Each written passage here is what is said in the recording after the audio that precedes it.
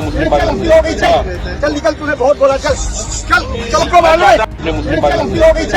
चल निकल, तूने बहुत बोला, चल चल चल को मार लो।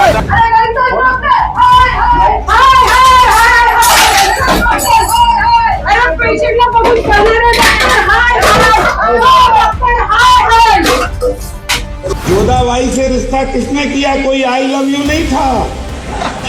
जोधाबाई और अकबर में क्या था लव था, मोहब्बत थी, कॉलेज में साथ पढ़े थे, कहीं मिले थे। दोस्तों, लोकसभा और राज्यसभा में जब वक्फ संशोधन विधेयक पर चर्चा चल रही थी तो आपको याद होगा कि भारतीय जनता पार्टी के नेता बड़े वाले से लेकर छोटे वाले तक ऐसा दिखाने और बताने की कोशिश कर रहे थे कि देखिए वो कितने मुस्लिम हितैषी हैं।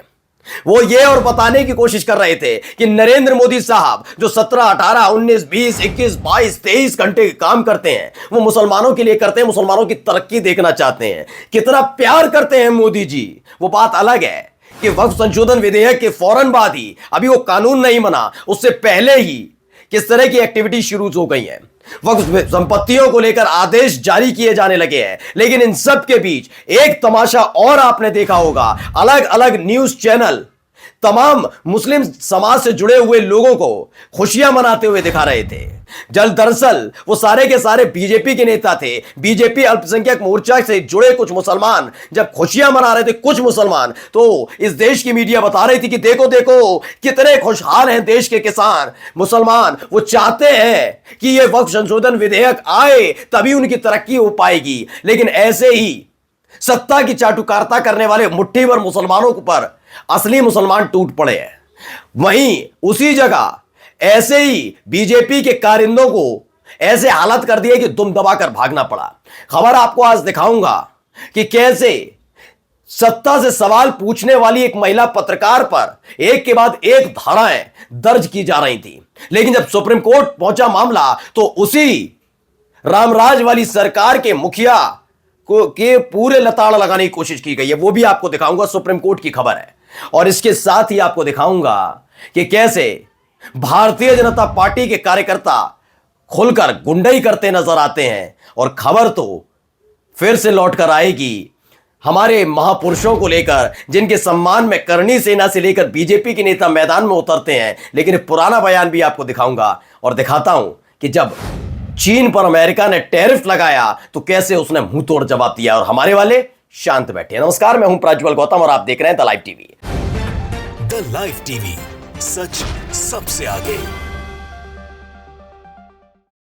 शुरुआत करने जा रहा हूं, पहले एक वीडियो आप देखिएगा, बहुत दिलचस्प वीडियो है। इस वीडियो को जरा देखिए क्या हुआ। यहां पर एक व्यक्ति है, ये देखिए धक्का दे दिया, चल भाग यहाँ से, चल भाग। शुक्रिया अदा करता हूं, शुरू से देखिए वीडियो। आदमी वो कल समझेंगे तो विरोध भी नहीं करना है, लेकिन विरोध अपने दायरे में रखना चाहिए।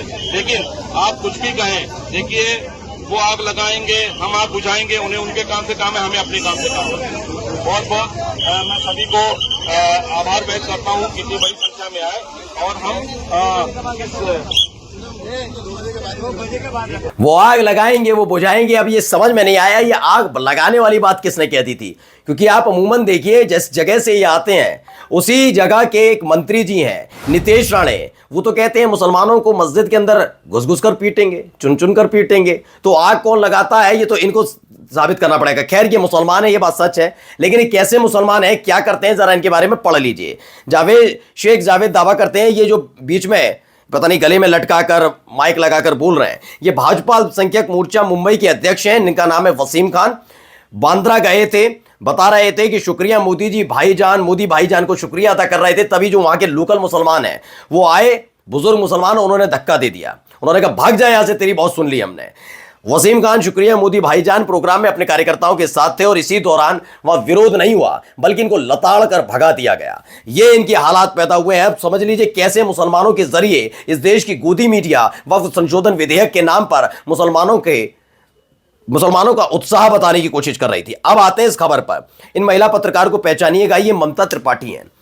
अगर आप सोशल मीडिया पर एक्टिव रहते हैं तो आपको शायद याद होगा, एक दो ऐसे पत्रकार हैं जो खुलकर लिखते और बोलते हैं। उनमें से एक ममता त्रिपाठी भी हैं।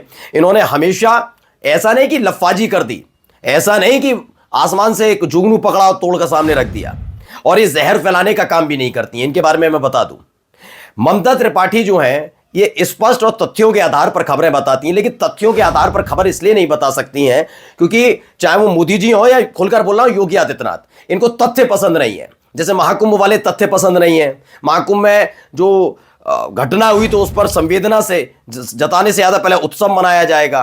जो वहां पर लाशों का जिक्र करेगा तो मुख्यमंत्री नहीं कहा था ना, गिद्ध होगा।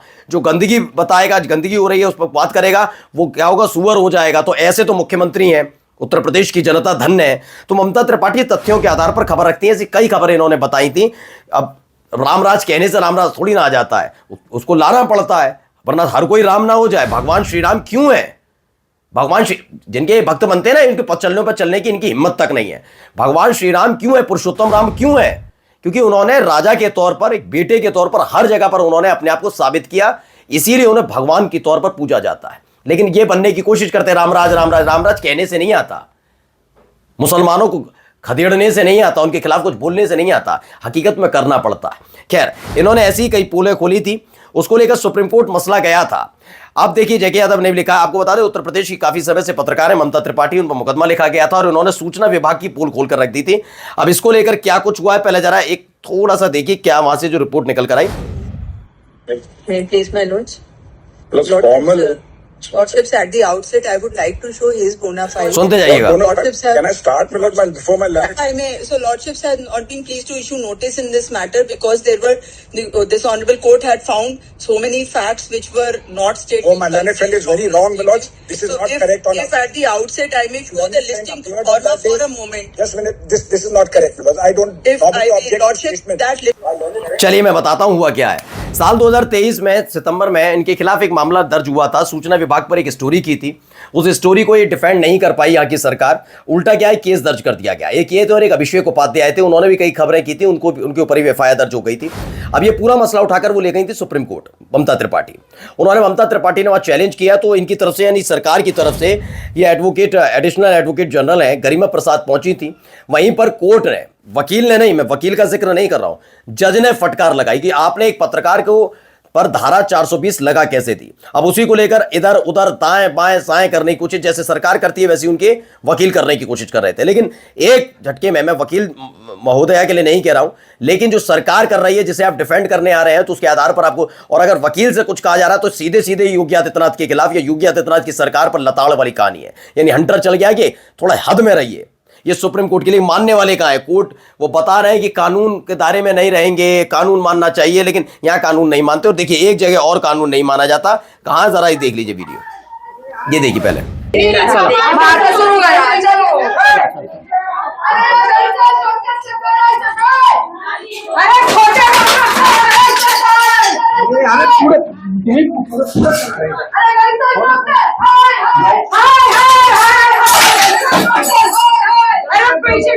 कितनी जुझारू महिलाएं हैं ये, गले में पार्टी का ये पूरा पट्टा वगैरह डालकर घुस गए किसी के भी दफ्तर में और वहाँ हाय हाय टाई टाई करते रहो, कोई फर्क नहीं पड़ता। वही काम अगर ये मुसलमान कर दे तो वो उपद्रवी होगा। लेकिन ये बीजेपी की महिला कार्यकर्ता है।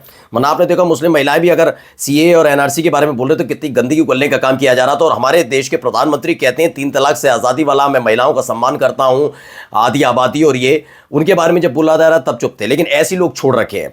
खबर क्या है, ANI की खबर है। इसमें बताया महाराष्ट्र में पुणे बीजेपी यूनिट की महिला कार्यकर्ता है, इन्होंने एक क्लिनिक के अंदर घुसकर जमकर तोड़फोड़ की।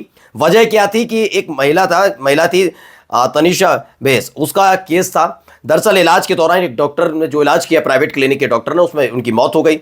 अब प्रेग्नेंट महिला की मौत का तो मसला समझ में आ गया, चलिए ठीक है। लेकिन ये जो दीनानाथ मंगेशकर हॉस्पिटल था, उसने उस महिला को भर्ती करने से इसलिए मना कर दिया था क्योंकि उसके पास पैसे नहीं थे। लेकिन इन महिला कार्यकर्ताओं की इतनी हिम्मत नहीं है कि उस दीनानाथ मंगेशकर हॉस्पिटल में घुसकर वहां जाकर कर सके।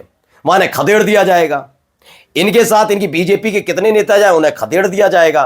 तो अब इन्होंने क्या किया, इन्होंने एक प्राइवेट हॉस्पिटल क्लिनिक के, जहां से उसने बेचारे ने इलाज किया, उसको करती है। मैं ये नहीं कह रहा कि कानून के दायरे में नहीं, कानून के दायरे में करिए, लेकिन कानून मानता कौन है? आपकी अपनी पार्टी की सरकार, आपकी हिम्मत नहीं हो रही, आप इसी तरीके कर रहे हैं। अगर कोई और सरकार होती है, पश्चिम बंगाल में करें तो समझ में आता है, महाराष्ट्र के अंदर ही किया जा रहा तो आप समझ सकते हैं किस तरह के हालात वहां पर हैं। अब जरा एक बयान सुनाने जा रहा हूं, हो सकता है भावनाएं आहत हो जाए आप लोगों की, सुन जरूर लीजिए। मोहब्बत थी, कॉलेज में साथ पढ़े थे, कहीं मिले थे, कॉफी हाउस में, जिम में। जब लोग सत्ता के लोभी हो जाएं और सत्ता को चाहने के लिए बेटी को दांव पर लगा दे, सोचिए, ऐसे लुटेरों से भी सावधान रहो जो तुम्हारे हैं पर धर्म को धोखा दे सकते हैं। बीजेपी के विधायक रामेश्वर शर्मा की जोधाबाई पर टिप्पणी। अब करणी सेना कब जाएगी रामेश्वर वर्मा के घर? लगता है करणी सेना को विधायक बीजेपी रामेश्वर की शायद डर लगता होगा। दरअसल ये बीजेपी के विधायक है, बयान अभी का नहीं है, ताजा ये बात सच है, 2-3 साल पुराना बयान है, लेकिन सवाल ये उठता है इससे घिनौना बयान क्या हो सकता है? उन्होंने तो राणा सांगा को लेकर जो बयान दिया रामजीलाल सुमन ने, उस पर तो उनका खून उबल उठा, खून उबला, बिल्कुल सही है। चलिए, लेकिन इनका क्या, इनके खिलाफ क्या आपने आंदोलन सुना? क्या इनके घर पर कभी उसी तरीके से प्रदर्शन करने गए जैसे दलित नेता और सपा सांसद रामजीलाल सुमन के घर गए थे? ये एक बड़ा सवाल है। आप सोचिए करणी सेना कहां कैसे करती है। अब एक खबर है, इस खबर को दिखा रहा हूं।